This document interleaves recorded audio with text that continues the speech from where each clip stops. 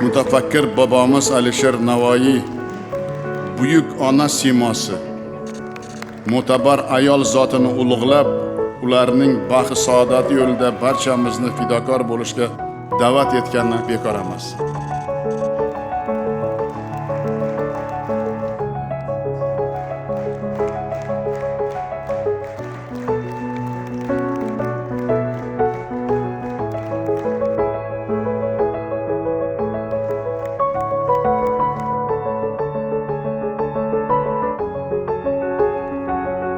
Mehr-oqibat, oliyjanoblik, muhabbat va sadoqat kabi yuksak insoniy qadriyatlarni kamol toptirishda, oila qo'rg'onini mustahkamlashda sizlarning xizmatingizni hech narsa bilan qiyoslab bo'lmaydi.